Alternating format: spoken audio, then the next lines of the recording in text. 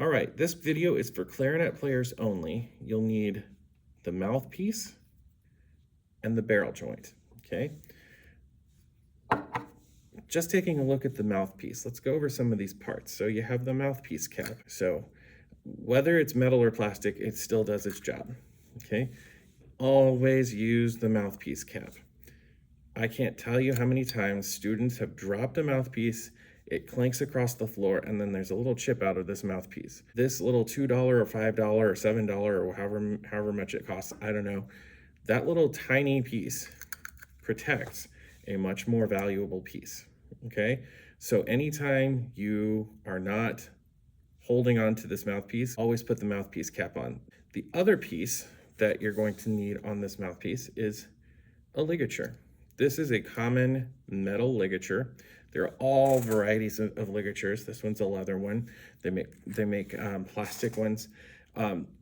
Most of the beginner instruments are going to come with the metal ligature, and then over time, as you grow as a clarinetist, you can make choices that change this part of your instrument.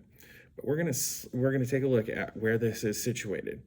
So the ligature should be on your clarinet where the thumb part of the screw, where you turn the screws, are going to be turned with your right hand while you hold the mouthpiece in your left. What I want you to do is untighten each of these screws until the ligature wiggles. Don't untighten them all the way. You don't want to do that. Once the ligature wiggles, I want you to go 1, 2, 1, 2 on each screw, and then slide the ligature away and just put it in your case for a minute.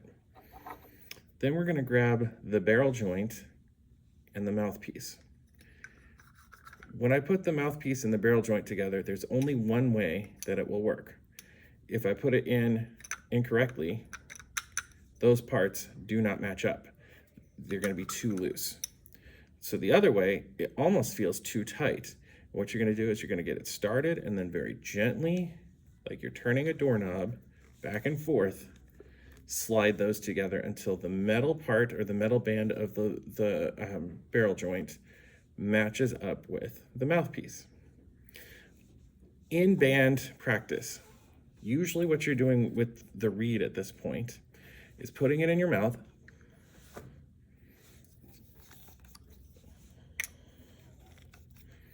and putting your clarinet together while your reed is moistening.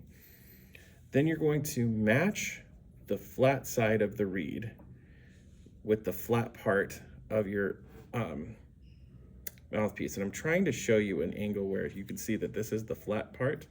Flat part is going to match up with flat part like a puzzle.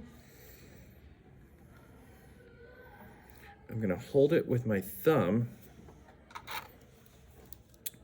Remember, the ligature screws go to the right, or the thumb holds of the screws go to the right, and see how I'm being very cautious about not touching the tip of the reed. I'm going to slide that over the top, and it should go down far enough, the ligature should go down far enough that you want to have your ligature go down to where there's almost the same width of a black band of the mouthpiece as there is a metal band here. It's not an exact science, and as you get better at playing the clarinet, you'll find what works best. But for our purposes in beginning band, that's just a good visual to go with.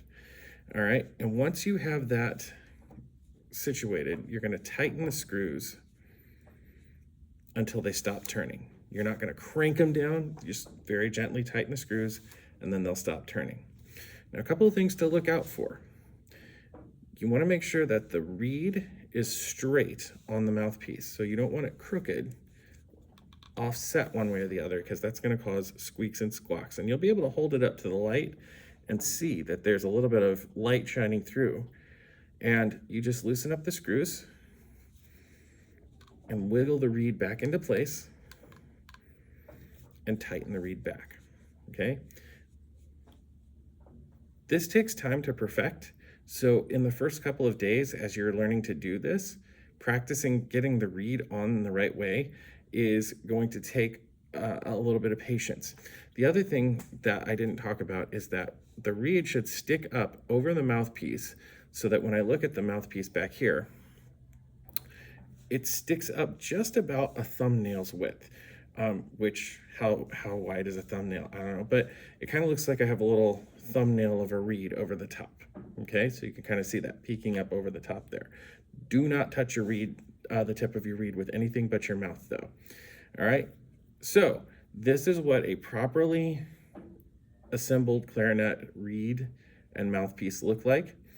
And notice that I can still very gently put my mouthpiece cap over the top. I'm not going to crank it down because, again, I don't want to break the reed off. But if I have to put my clarinet off to the side for just a minute, grab a drink of water, and then pick it back up, I have this mouthpiece cap covering the top of that. If your reed gets dry, you can try to moisten it by putting the mouthpiece in your mouth. However, there might be a time where you have to take your reed off and re-moisten the reed. So that's just part of clarinet playing. But for now, I want you to practice putting the reed on and taking it off. But you need to do it ever so slowly because I don't want you to break the reeds. You need to treat the reed like the most fragile piece of glass, and you don't want that piece of glass to break. And the better you get at protecting the reed, the less reeds you're going to break. So we're going to untighten the screws until they are just untight enough to slide over the top. Carefully pull that ligature off. Pull the reed away from the mouthpiece. Set the mouthpiece and barrel joint assembly aside. And then I'm going to go over this one more time just so that we're clear on how to do this. Remember, you're going to take your... I knew that was going to happen. You're going to take your mouthpiece case, make that L shape where there's a long part of the reed case, the little thumb cutout, and then your reed. You're going to fold it into the case. Remember, you're going to have to help the case open with your thumb, and then slide it in like an envelope. And now your reed is ready to be put away.